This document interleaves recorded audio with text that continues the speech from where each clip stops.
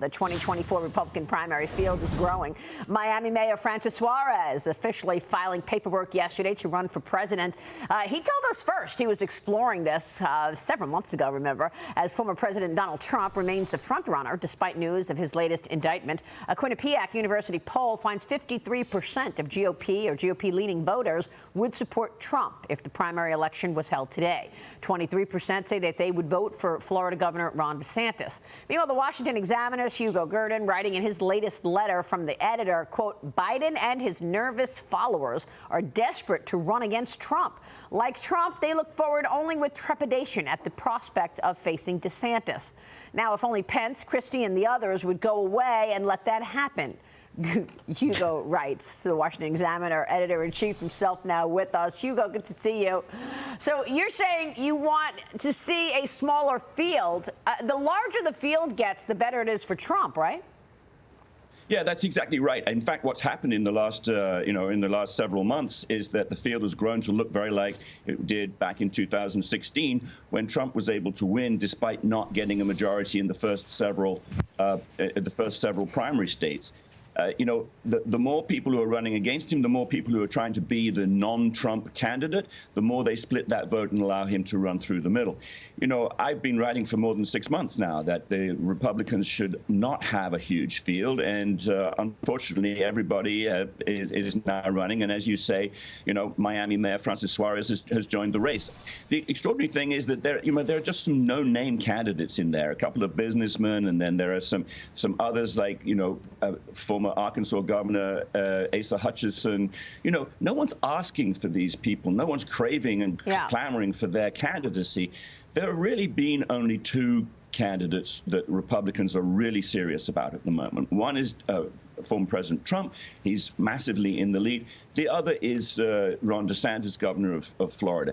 The most recent polls put Trump 30 points ahead. A month ago or so, Fox News had a poll putting Trump about 33 points ahead, and in between, a Reuters poll has put him about 20 points ahead. He knows, however, that Ron DeSantis is a serious threat. Yeah. The reason that I write that the Democrats want to run against Trump is that Biden has already beaten him, and he has, even though he's ahead in the Republican field, he has such big negatives nationally that he's the one Republican apart from these no-name candidates, who I think that the Democrats really believe that Biden can beat. Yeah. I think that, they realize that DeSantis would be a much, much more serious threat. I'm not so sure. I'm just not so sure. A new Suffolk University and USA Today poll finds 86% of Biden voters are either very or somewhat comfortable with Vice President Harris becoming president if the duo is reelected and Biden cannot finish his second term. This is wild to me, Mike Baker. Yeah. Former Hawaii Congresswoman Tulsi Gabbard told Fox News Digital, quote, the DNC's strategy is to ensure the Democrat establishment remains in power to reelect Biden and then get him to resign or step aside and install Harris as president. So that's the bottom line. Hugo, do you agree with that? I don't know if that is their strategy, but I think it's a key question, Maria. The Democrats have had 2.5 years of the Biden presidency to realize that they don't need a really strong president. I mean, there's always been questions about who's pulling the strings for the puppet president. They've managed to move the left-wing agenda along really fast and really far in these 2.5 years.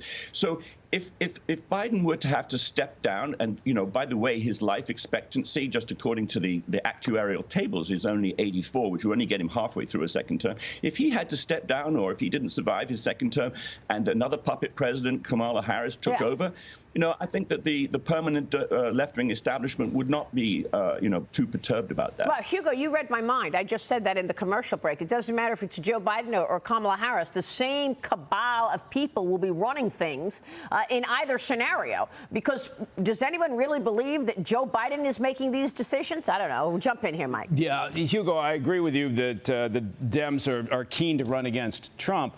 And I do think the Republicans should just create bumper stickers that say a vote for President Biden is a vote for President Harris. But when we talk about the Republican field, can you argue that the size of the Republican field, in contrast to the fact that they will not allow a debate on the Democratic side, but then you have this growing Republican field, and that allows for exchange of ideas, right? Doesn't that benefit the Republicans in a way? Well, I think that the competition ideas is a great thing, and this is a constant debate on the conservative side of the political spectrum, because, the conservatives believe in the competition of ideas. They believe in competition generally. Competition produces better results. The Democrats, however, have been very good at just being a sort of one-voice party. So, they are much more likely, you wake up one morning and all Democrats are saying the same thing. So they're talking in unison and they're firing their shots in salvos rather than scattershot. And this can often help the Democrats to win. The competition of ideas is a great thing. But if you've got half a dozen or more Republicans shooting at each other, they do a lot of damage to each other before they actually have to face the real enemy, which is the Democrat. Kayleigh. Hugo, you seem to suggest that either DeSantis or Trump will be the GOP nominee. So what do you think the motivation is for these other no-name candidates, as you say, to enter into the race? What do you think they're after here?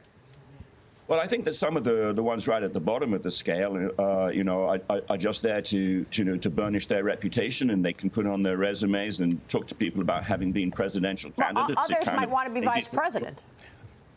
Yeah, but there are others who are further up the scale. For example, Nikki Haley, who I think would be interested in the vice presidency.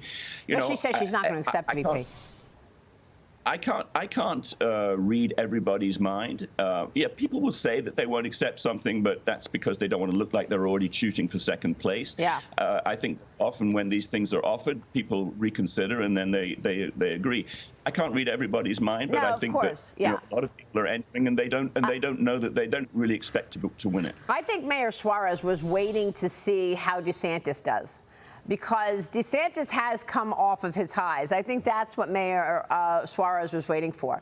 Miami mayor, he sees that now DeSantis has come off of all of that excitement, so he enters the race. We will speak with Mayor Suarez coming up in the coming days. Hugo, thank you.